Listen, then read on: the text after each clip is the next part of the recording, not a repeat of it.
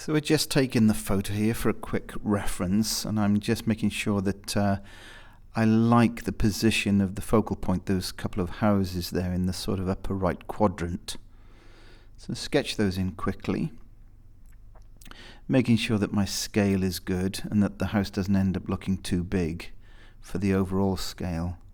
And that simple little cross grid there will tell me where the building sits. So I sketch most of my things in quite lightly to start off with. I do go a little bit heavier for the sake of these videos so that you can actually see my pencil work, but normally I pencil things in quite lightly.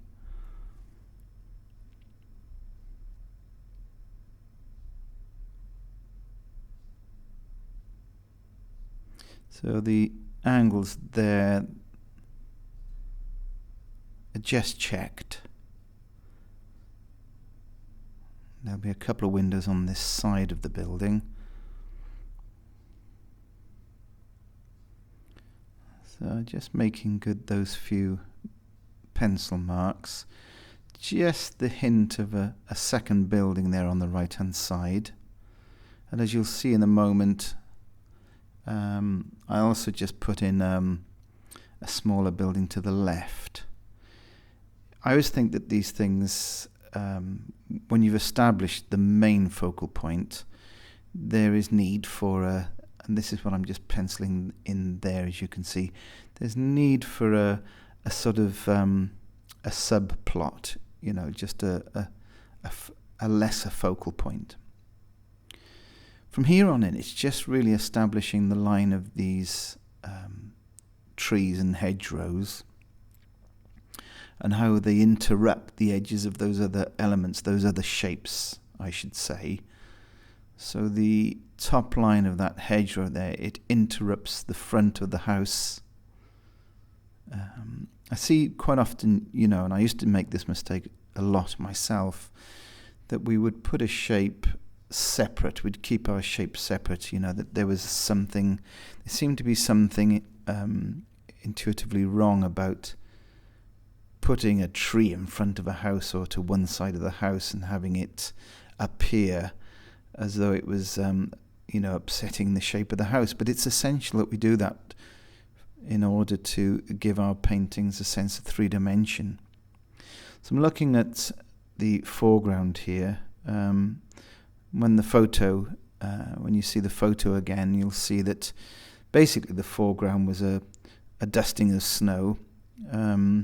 With a very dark, if you look at those tonal values in this photo, incidentally, I have speeded this this video up in the background here, so to cut out some of the unnecessary detail.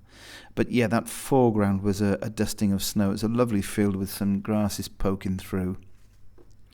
Just put in a rough outline of the distant mountains here. This is a scene very close to where I live in South Wales, near Abergavenny. I'm using a camping plate here, a white enamel camping plate as my palette, as I often do. I do have a set palette. I do have a lidded palette. I have a number of them, in fact, and I do have a regular colour palette that I use, which you'll find in some of my other videos. But often when I'm doing specific tutorials like this one, I think it's better for the viewer to see those colours isolated and not cluttered and mixed up with the neighbouring colours, because I think it's just easier for you to see which colours I'm picking up. So this is ultramarine and viridian green, ultramarine blue and viridian green, and it gives a sort of nice cold wintry colour to the top of that sky. Very, very weak, as you can see at the moment. I basically put the colour on and then I follow that up by picking up water in the brush, and once delivered to the top of the sky area, it's really just a wet brush that manipulates and distributes that paint. I've avoided the house I've avoided the house, and I've avoided going down any lower than the hedgerow. I've just added a little bit of alizarin crimson to that. I always find winter skies have that slight pinky purpley look about them at certain times of the day, and cleaning off here. A sort of that sort of ominous snowy look, as though snow could fall at any time, is that slight pinky tint to the sky. So picking up the same colour here as the starting colour.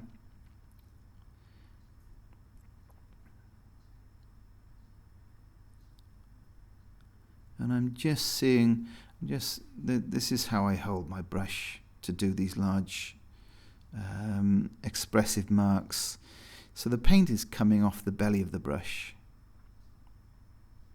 And again, I'd go into these techniques in more detail in my videos. If you want to check out my videos, if you want to see these in full, the unedited versions where I go into great detail to explain exactly what I'm doing, then please visit my website, where you'll see this and many other tutorials available for purchase, for downloads.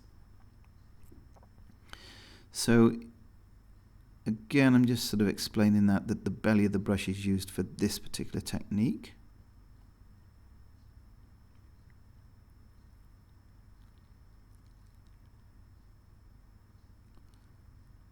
Just speed drying things there to get things going. Quite an impatient painter, and it's probably why I paint the way I do. It's probably why my paintings look the way they do when they're finished. I really fear the sort of stop-start sort of idea once I've started. It's good for learning, but once you've got a bit of experience under your belt, I think you need to try and keep that flow from start to finish as uninterrupted as possible. Just putting out some warmth now. So, as with all good winter scenes, you need to play off your cools and your warms. So here comes a bit of burnt sienna, and this is going to go into my hedgerow just to start a tonal change. There, that sort of, you can see that how much darker that is. Of course, the photograph is always going to flatten, make darks look even darker than they are. And again, in one of my other videos, you'll hear me talk about this. I think the title of the video is Working from Photos, and how important it is to understand the limitations of a photo and how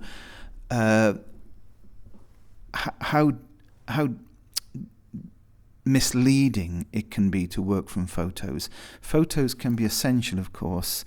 We couldn't really do without them a lot of the time. It's very nice being out of doors whenever we can to paint, but when we rely on photos, we have to accept a few major issues, and this is one of them, that darks will appear much flatter in a photo. And similarly, lights, bleached pale areas will be bleached out often. So what that results in is that we copy it. And unfortunately, by copying it, we end up with some very flat-looking areas in our paintings. As you can see here, I'm getting a general tonal value rather than a colour. It's ultramarine blue and burnt sienna mostly, with a bit of raw sienna. But what you'll see me do now is manipulate the tonal values as you travel through that shape and colour temperature. That was a little bit of burnt sienna that I was adding. And you can see if you were to compare that shape to the photo, my painting is offering a lot more variation in tonal jumps from light to dark and things in between.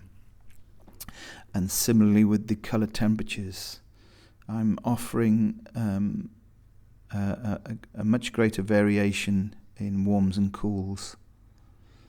So just bear that in mind. I often, as a tutor, deliberately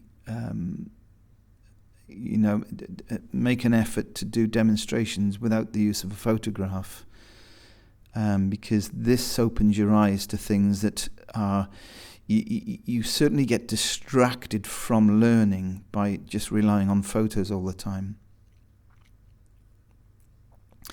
So I'm very cheeky here. A very cheeky little trick here is that whilst that hedgerow is still wet with paint, I borrow some of the paint off the top of it to paint the background. So the brush gets loaded with a lot of water, and I just make contact with some of the top of that hedgerow, and it allows me to borrow the pigment from the hedgerow. But because it's very watery, of course, you get a very pale background effect. And it also does the trick of softening the tops of some of those shapes in the hedgerow, which is good.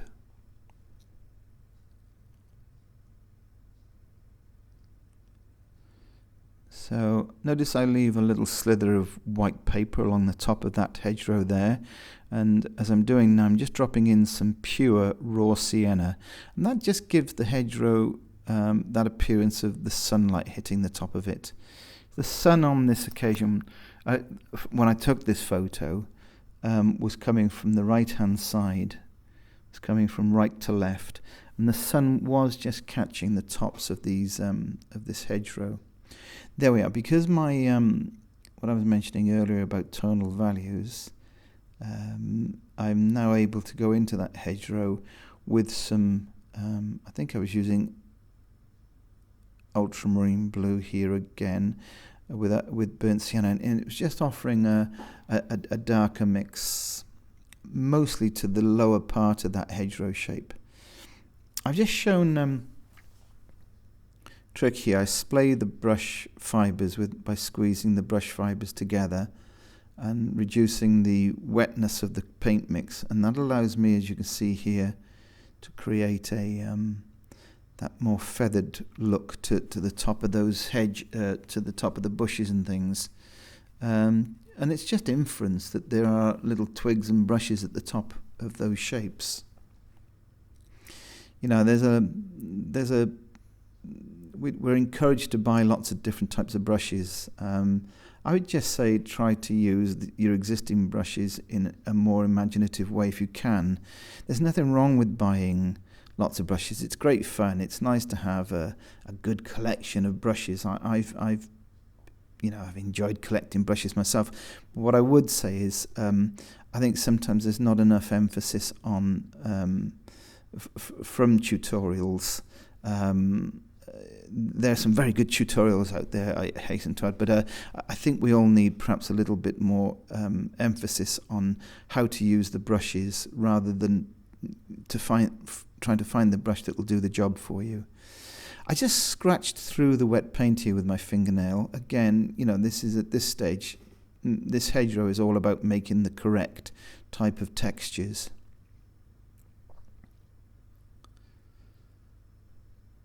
So I'm just letting things dry off there a bit. I have zoomed in, of course, with the camera. So all the time staying out of this close field, leaving it white paper. I'm drying off what I've painted, and that'll give a good indication of where I need to go from here on in. Of course, because watercolour does dry out and it can look quite different after it's dried out, and you may have to make further adjustments. And I think if you can remember that, otherwise trying to make the adjustments, constantly making the adjustments while the paint's still wet is often a big mistake. So just going to a smaller brush here, and I'm going to outline the edges of roofs, perhaps hint upon some windows on those houses.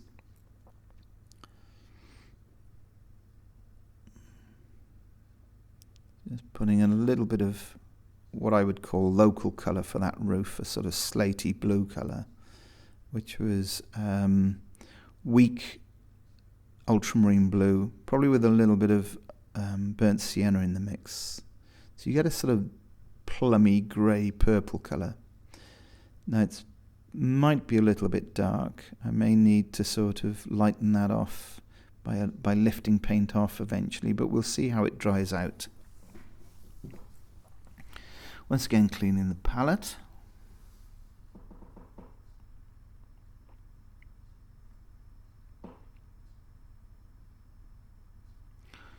And I use, this is just a pickle jar lid.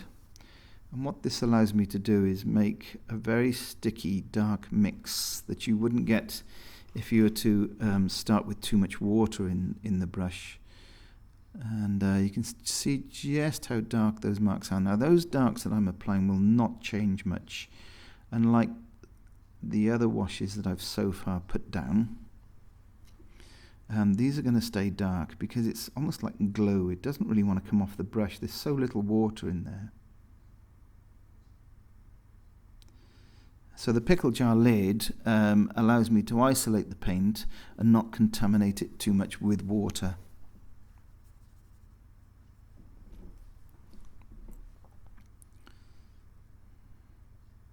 So a hint of a window here and there.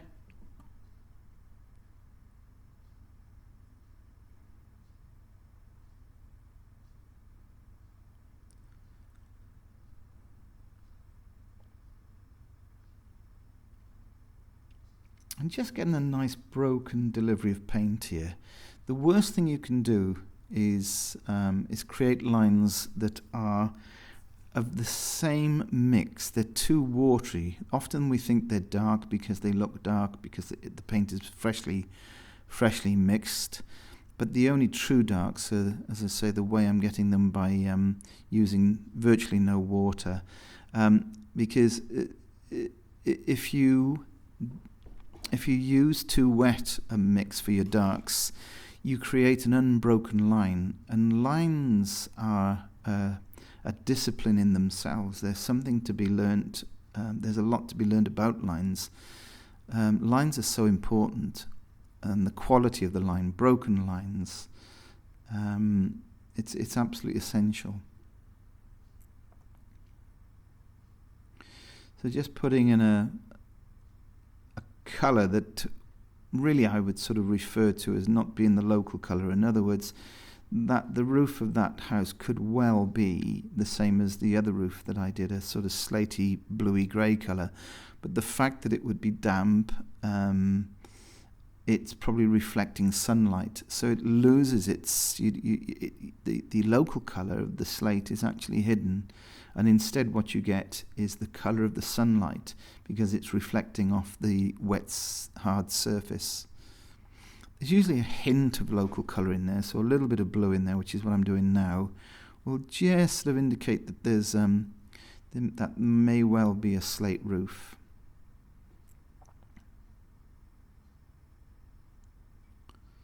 And I'm just taking the gable end of that building down a little bit there, because it would of course be a shadowed side.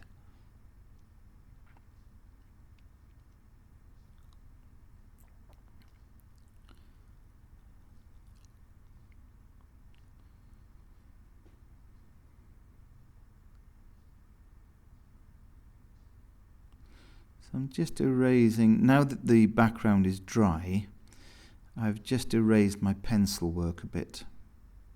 And of course you can do this, but you must make sure that the surface of the paper is dry before you start erasing your pencil work. You're probably better off leaving it for 24 hours. Okay, it's now time to tackle the foreground. If you remember, we did a very pale wash. It might not look obvious here, but we did do a very pale wash of that ultramarine blue and viridian green over the foreground. So all it's left to do here in the foreground really is to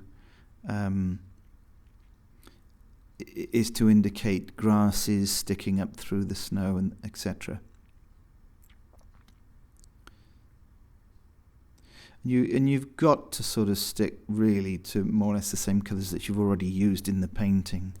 If you start looking at your palette and thinking, that cadmium red or that Indian yellow is a beautiful colour, I love it, perhaps this is what I should use in it. You've got to be careful with that, because you can end up with the painting just being overly saturated with pure colour. So better off sticking to the colours that you've already used so far. Now what I've done here, again I use the belly of the brush a lot when I'm painting, but in addition to using the belly of the brush, and if you don't know what I mean by the belly of the brush, again I have earlier tutorials and videos explaining this sort of anatomy, if you like, of a brush, of a paintbrush, and when I use the tip of the brush, when I use the belly of the brush, etc. So check those out. So I used the belly of the brush for those grasses, then I scratched through those grasses with the metal ferrule of the brush. So it's probably not something you want to be doing with your most expensive sable brushes.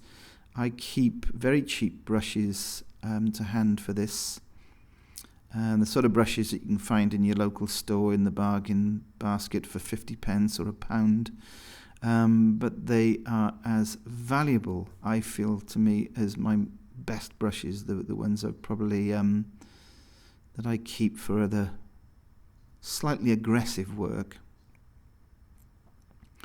So you can see as I'm skimming across the ground here, I'm quite careful to put a slight diagonal on everything that goes into that snowy field, because it was a sloping field.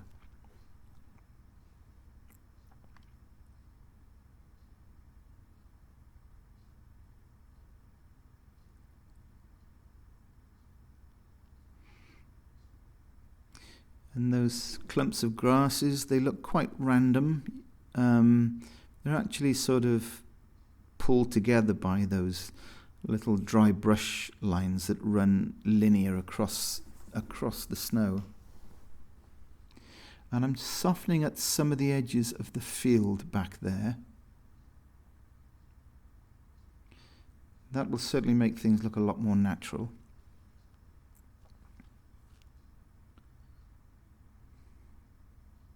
And there's a lot of water. What I've been doing there is just with a lot of water in the same brush. I've just been running back and forth, keeping the brush direction the same, sort of horizontal, but softening the snowy field down. But if you look at the immediate foreground, I haven't really done much of that purposely, because the immediate foreground needs to stay hard-edged and very white. Just indicating a few telegraph posts back there. Always good to put some verticals in what's primarily a horizontal scene. And here comes a bit of gouache, which I take directly from the tube. And this is probably me, if you remember me saying earlier, the darkness of that roof might have just been a little bit heavy. So I've just been a little bit cheeky and taken a small amount of gouache with paint and gone up in front of that dark shape. And now I'm spattering, so to indicate a fresh little flurry of falling snow. And really, we're there. That's the sort of finished scene. Always put a mount around it. Always looks nice to put a mount around the painting. And there we have it. I hope you've enjoyed that. I hope you've gained something from that. And do please remember to subscribe. Hit the like button if you would, please. And if you want notifications, hit the little bell icon and you'll get immediate notification of my newly uploaded videos.